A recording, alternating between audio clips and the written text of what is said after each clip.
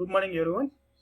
Myself, Reddivar Venugopal, and I am Assistant Professor of Physics, Government Degree College, Mahabad. Today, we are going to discuss about the electromagnetic induction topic of electromagnetism paper. In this one, we are going to discuss about the topics of history of what is the history of electromagnetic induction, and what is electromagnetic induction, and the basic requirements for electromagnetic induction, and amount of induced EMF, and what are the Faraday's laws of electromagnetic induction, direction of induced EMF, and current Lenz's law. Okay, and we are also going to discuss about the direction of induced EMF and current by using Fleming's right hand rule. And we are also going to discuss about some of the useful applications. These things we are going to discuss.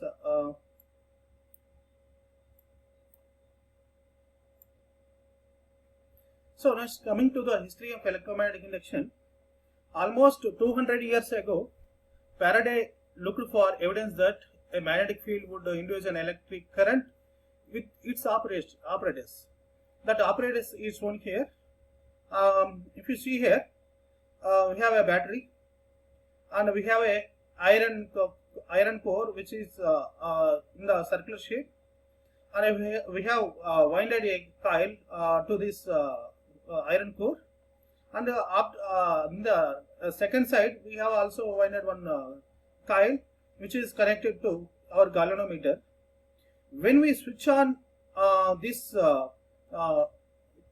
switch, current goes on increasing. That time we may observe a deflection in the galvanometer. When the current is continuously going on, there won't be any deflection in the galvanometer. But when the current changes, then only we can observe this deflection through the galvanometer. So, okay, he found no evidence when the magnet was steady, but did not see any current induced when the magnet moves up and down. In this diagram, just observe here. If this is our normal, just observe this figure. Actually, a coil is wound like this, and that coil is connected to a galvanometer. And this is a permanent magnet. This is North Pole, and this is South Pole. When we move this magnet upward direction, the flux linked with this coil changes. That's why it shows the deflection. That means a current is flowing through this coil.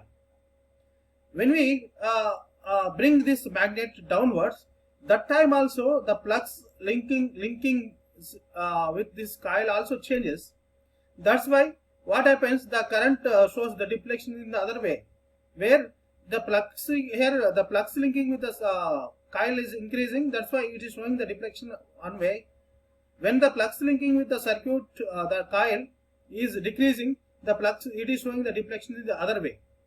But when we keep the magnet stable, that means no movement, the galvanometer is not showing any deflection. That means when the flux linking with the coil is changing with time, then only we can observe a deflection in the galvanometer. That means when the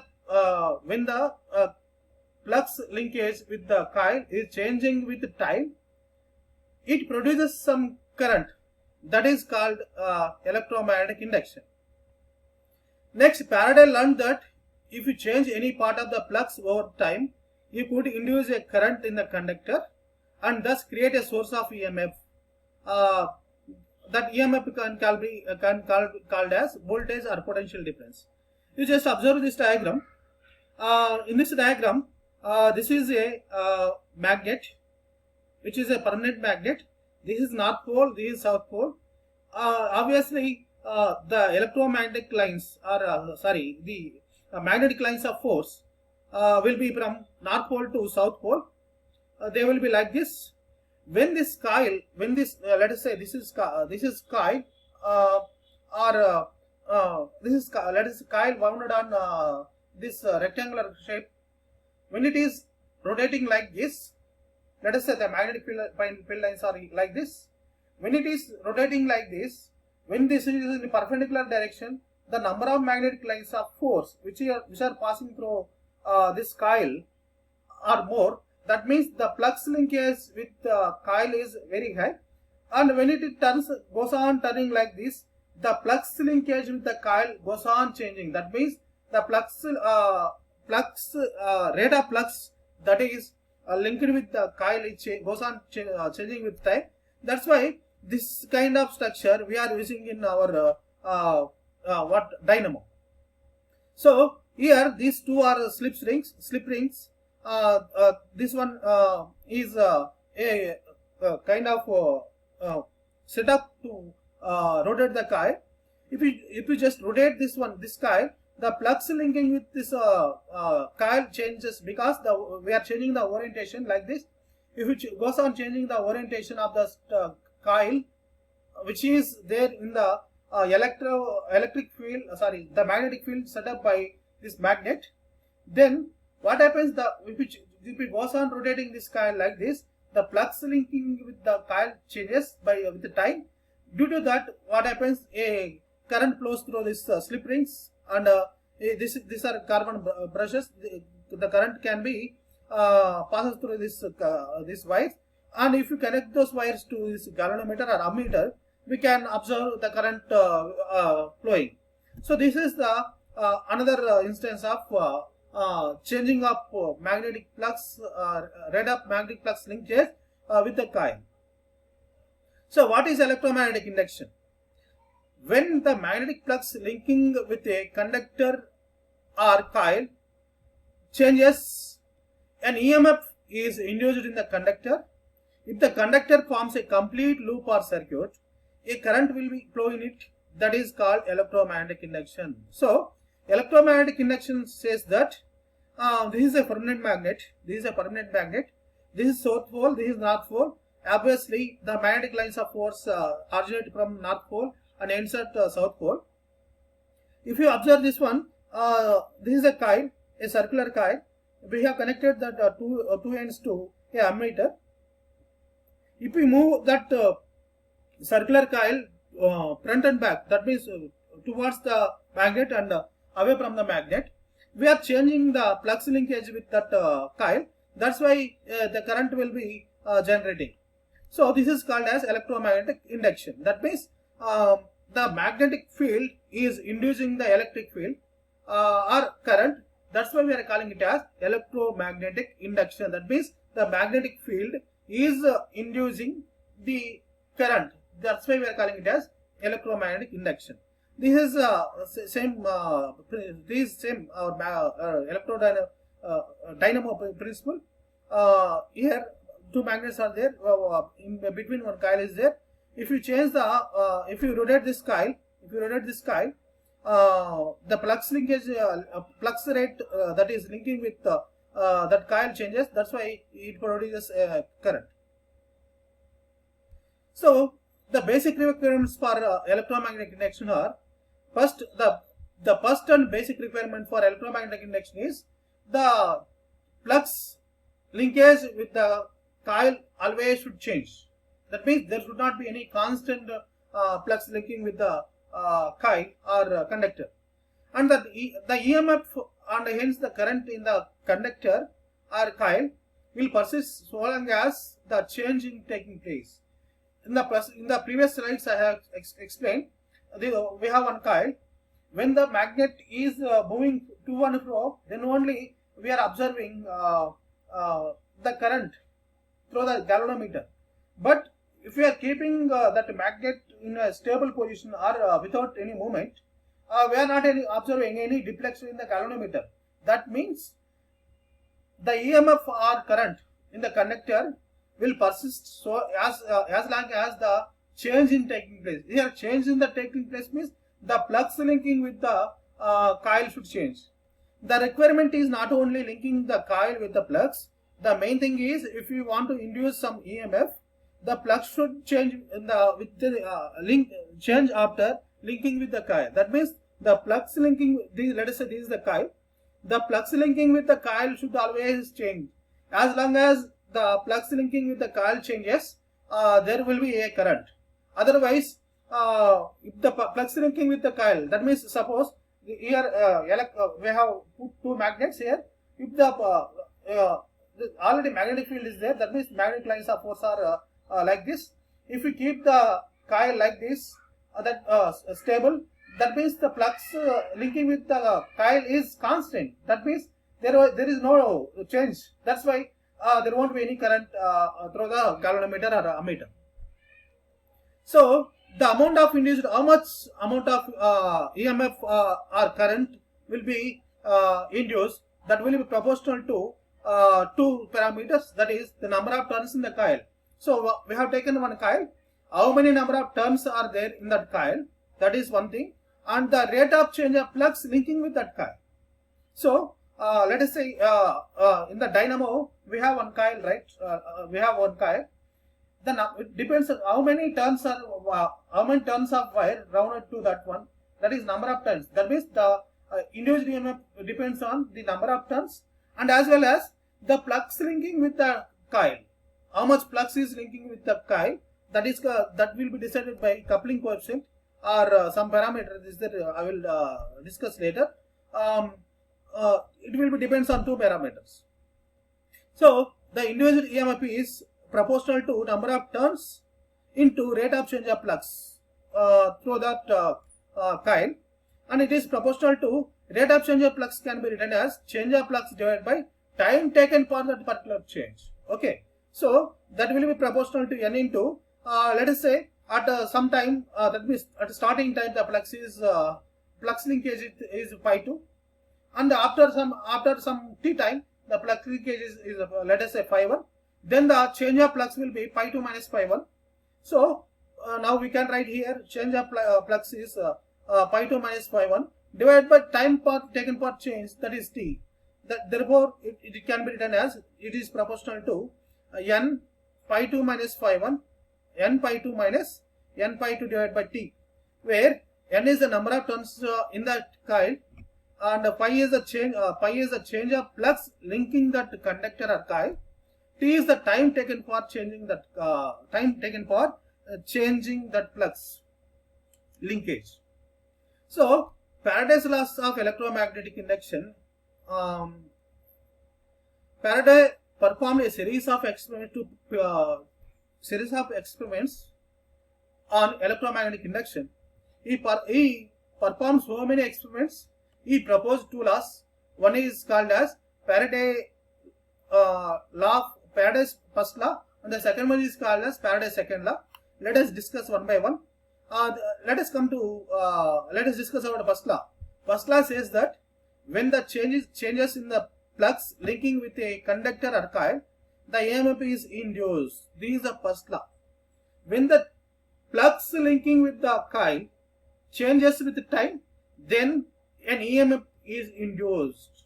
This is the first law of Faraday's law of electromagnetic induction. So according to this first law, the induced EMF is proportional to rate of change of flux linking with that circuit, right, or coil.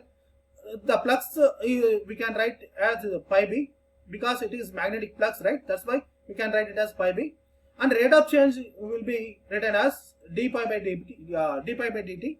This minus symbol is coming because it is according to Lenz's law. We will discuss it later, and it is also depends on the number of turns in the coil, right? That's why the EMF induced can be written as E epsilon is equal to minus n, where n is the number of turns, and d pi by dt, that is number of flux, rate of change of flux.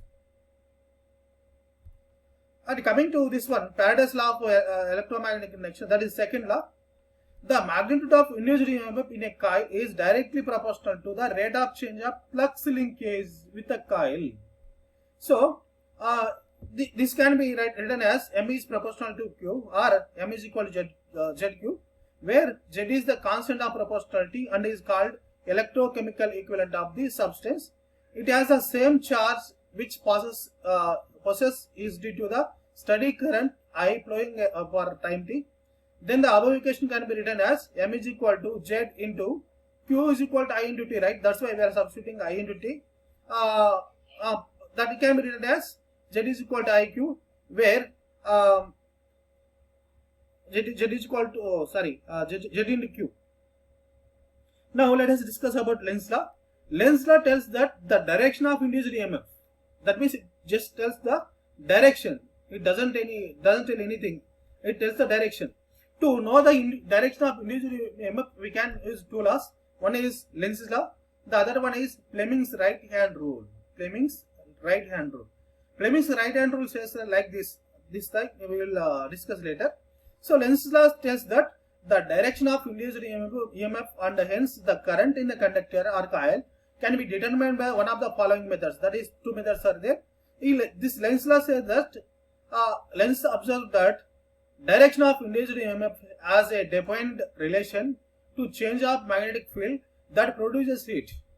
That means the flux linkage, the change of rate of change of flux linkage with the coil is inducing EMF. Okay, so the cause is flux rate of change of flux linkage with the coil, and the output is current. Okay, so an induced current will flow in such a direction so as to oppose the cause that produces it. That means if the let us say this is one coil. Let us say this is one coil.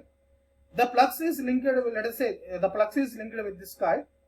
If the flux linkage rate or rate of flux linkage with that coil changes with time, it induces a current through the coil.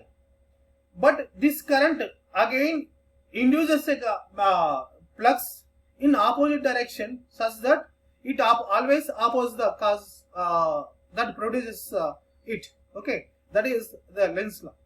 So Lenz law tells that an induced current will flow in such a direction so as to oppose the cause that produced it. So this is Lenz law. So the cause that the change of produced current is the change of flux linking the coil, as I explained. Therefore, the direction of the induced current will be such that it won't magnetic field oppose the change in flux that produce the induced current. That means the induced current on its conductor or coil will be opposite direction of the original flux direction. So just observe this diagram. We know that the magnetic flux always flow through from north pole to south pole. So the current will be flowing from north pole to from north to south. Just observe this diagram. In this diagram, what is there? One magnet is there. One magnet is there. Here this is south pole, this is north pole, and we have a coil, like a inductor coil kind of thing, and we have connected those coil. We have connected that coil ends to an ammeter or galvanometer. When we push this magnet towards this, what happens? In general, this is the situation, but according to Lenz law, what happens? It induces a north pole here because it is opposing the direction of its cause that induced it. That's why this Lenz law says that if the motion of this magnet is like this, it always induces the north pole here. That means it induces a flux. The induced current itself induces a flux which opposes the flux linkage to the coil, which by which the current is produced. So this is Lenz law. Next one, according to Fleming's right hand rule, how the direction can be determined. This is the rule of particularly suitable to find the direction of induced EMF and hence current when the conductor moves at right angles to stationary magnetic field. This law applicable to only for stationary magnetic field. For this to apply this Fleming's right hand rule, what we have to do? We have to stretch our fingers like this. This is forefinger, and this is middle finger, this is thumb, such that they are right angles to each other. Now, if you stretch like this, if the forefinger points to the direction of magnetic field, that means if this forefinger points towards the direction of the magnetic field that is produced by permanent magnet, this thumb is the direction of motion of the conductor. That means the coil, I have told you in the dynamo, the coil will be moving like this, right? So, if this thumb is telling the direction of motion of that coil orientation, that means let us coil moving like this, then the force is acting upward. Okay. If the thumb is telling the direction of motion of the conductor, then our middle finger tells the in which direction the current is flowing, or in which direction the induced current is flowing. Just observe this diagram. In this diagram, these are the two permanent magnets. This is a general diagram of dynamo. Here we have taken two permanent magnets. One is acting as, and other one is acting as. That means here one permanent magnet, here one permanent magnet. But the thing is that south pole, this is south pole, this is south pole, this is north pole. We have taken a coil which is wounded on a rectangular non-metallic, or sorry, non-conductor, that is insulator, and the wires of that coil, end wires of that coil is connected to this slip rings, and slip rings are connected to carbon brushes. So from this carbon brushes we are taking these wires and we are connecting to a ammeter or galvanometer. So just observe this diagram. The magnetic field is in this direction. Magnetic field is in this direction. Magnetic field is in this, from north to south pole. That means in this direction. And what is happening? If you move the coil like this, the force is acting in this direction. That means the force is acting in this direction. Then the current flows in this direction through the coil. That is shown here. Just observe here. The force is acting upward, and the magnetic field is in this direction. That means according to Fleming's right hand rule, or we can observe that the current flows in this direction. You take on this end, the second end. On the second end, if you apply this one, the force is acting like this, downwards. The force is acting downwards here, and the magnetic field is in this direction. Let us in this direction, because it is pointing towards north to south, right? In this direction, the coil is moving in this direction, and the current will be in this direction. So this tells that always by using Fleming's right hand rule, we can determine the direction of flow of current. So these are the two methods to determine the direction of flow of current. That is, they are like Lenz's law is one, the other one is Fleming's right hand rule. So it is explained in detail here. Consider that the conductor is moving as a direction of our forefinger. The magnetic flux is going through the north to south pole as the same direction of thumb finger. Now the current will be flowing the same direction on the middle finger. This I have explained already. Now let us discuss about some of the useful applications of this electromagnetic induction. Just observe here. If you observe this diagram, this is a normal stove, which is a Bunsen burner kind of thing. If you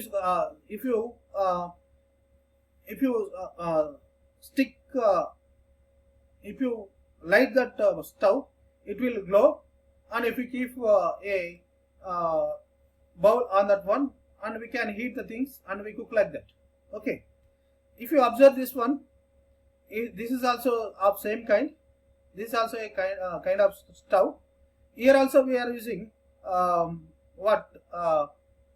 this one heat transfer kind of thing. Here in transformer also we can use electromagnetic induction, because in transformers, transformer is a very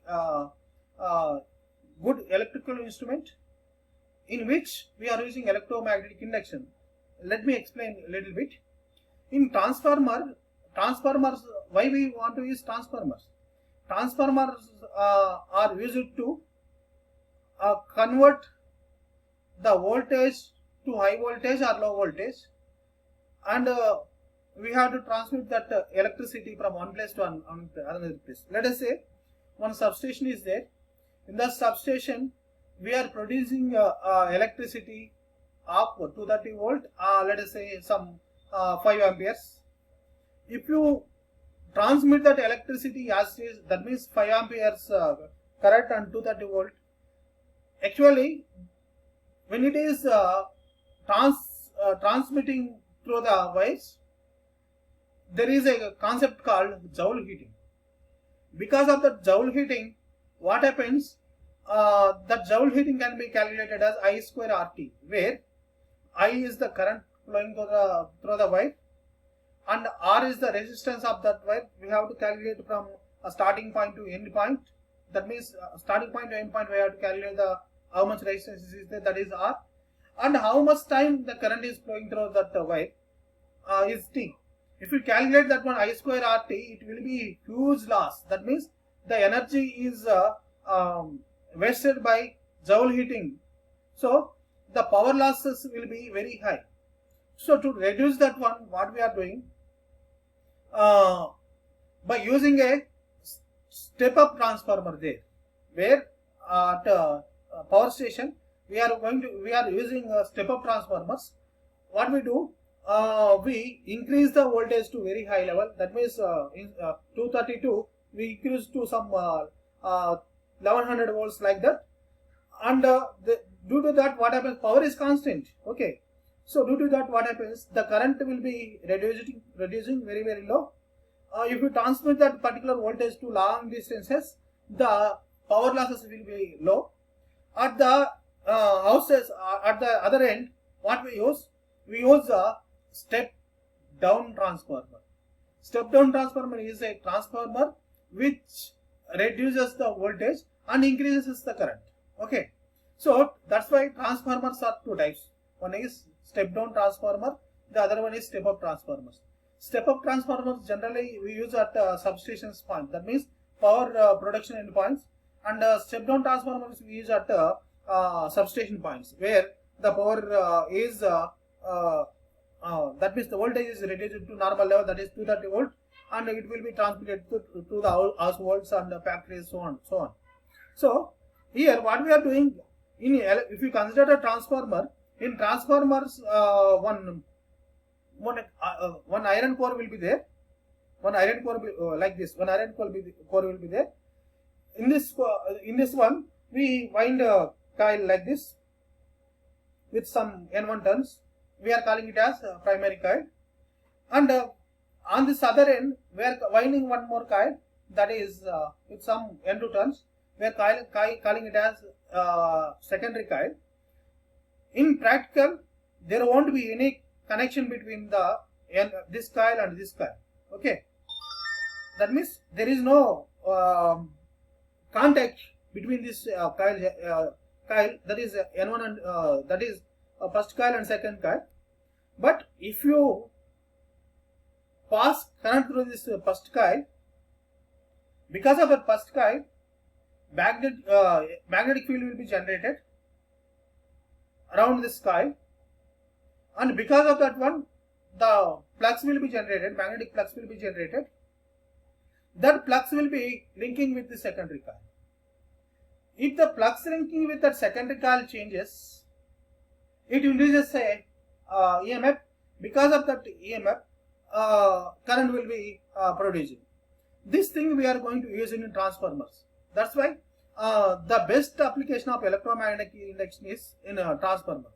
That is the one application.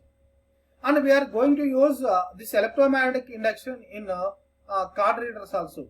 Generally, when we go to shopping, then we use we see POS machines. That POS machines, when we swipe the card, it reads the card by using electromagnetic induction.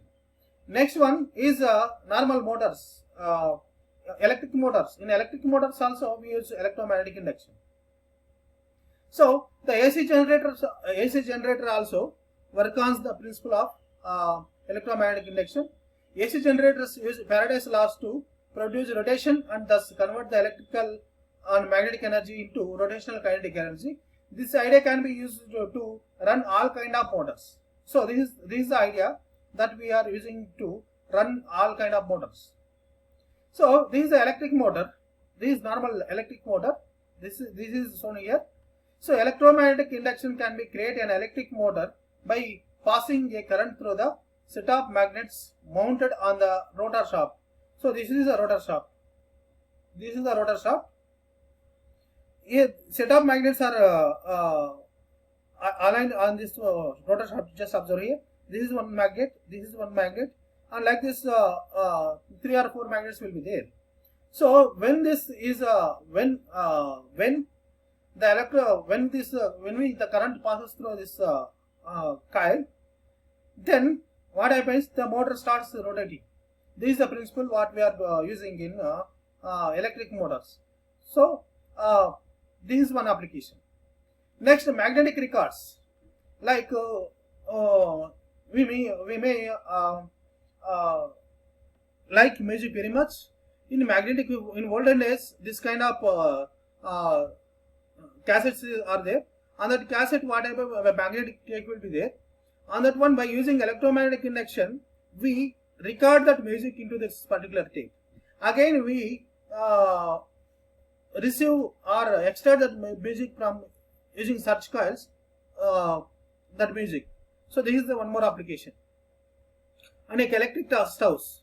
Generally nowadays we are observing, or we can purchase electric stoves, or they are like induction electric stoves.